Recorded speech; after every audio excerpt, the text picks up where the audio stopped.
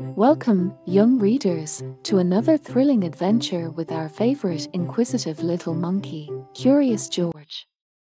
Today, we invite you to join us as we embark on a delectable journey through the pages of Curious George Goes to the Chocolate Factory by Margret and H.A.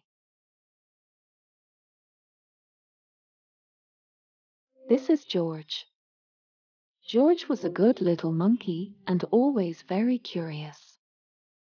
One day George went for a drive with his friend, the man with the yellow hat. "Look, George," the man said. "There's a store in that chocolate factory up ahead. Let's stop for a treat." George loved chocolates. Inside the store, boxes of chocolates were stacked everywhere, but the man with the yellow hat found his favorites right away. "George," he said, "wait here while I buy these, and please stay out of trouble." George looked around the store. He saw chocolate-covered cherries and fudge-flavored lollipops. A chocolate bunny caught his eye. Then something else caught his eye. What were all those people looking at? George was curious. He climbed up to get a better look. Through the window he saw lots of trays filled with little brown dots. What were all those little brown dots? George was curious. He found a door that led to the other side of the window. The little brown dots were chocolates, of course. A tour guide was showing a group of people how to tell what was inside the chocolates by looking at the swirls on top. "This little swirl means fudge. This one says that caramel is inside, and this wiggle is for marshmallow. This is the squiggle for a truffle. This one is for nugget. This sideways swirl is for orange fluff. And this one is for George's favorite, banana cream." George followed the tour group until they came to a balcony overlooking a room where the chocolates were made. Down below, busy workers picked the candy off the machines and put them in boxes.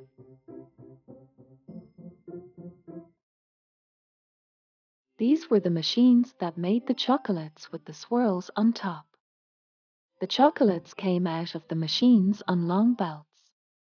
But how did they get their swirls? George was curious. He climbed down from the balcony and up onto a machine. George peeked inside. He was trying to see what was making the swirls when all of a sudden,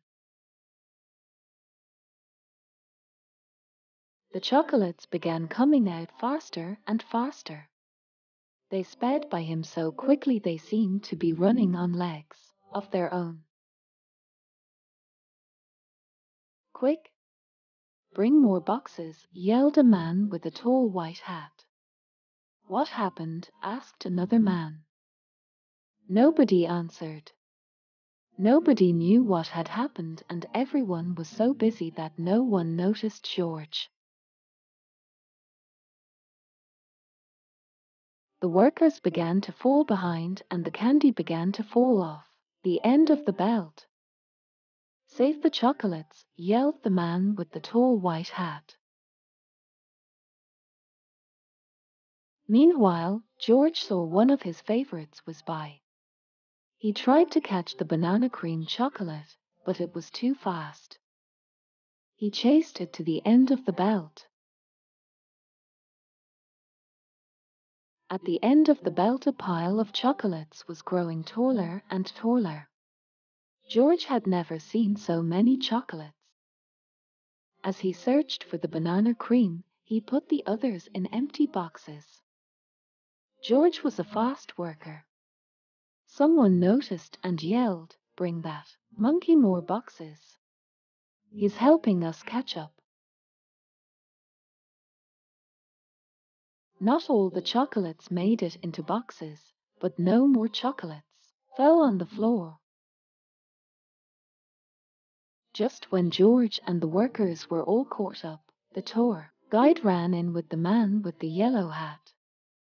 "Get Tart Monkey out of here," she yelled. "He's ruining our chocolates."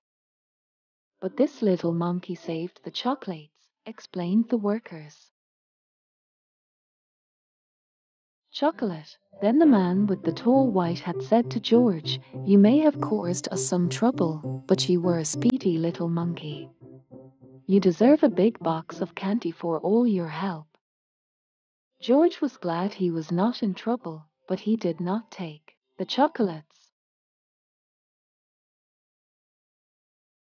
Back in the parking lot, the workers waved goodbye as, and his friend got into their little blue car. "George, are you sure you don't want any chocolates before we leave?" asked the man with the yellow hat. George was sure.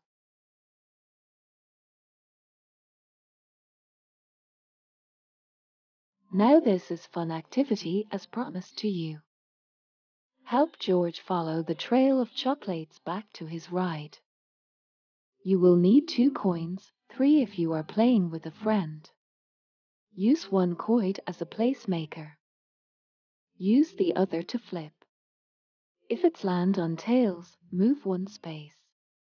If it lands on heads, move 2 spaces. Do what the space says. Good luck.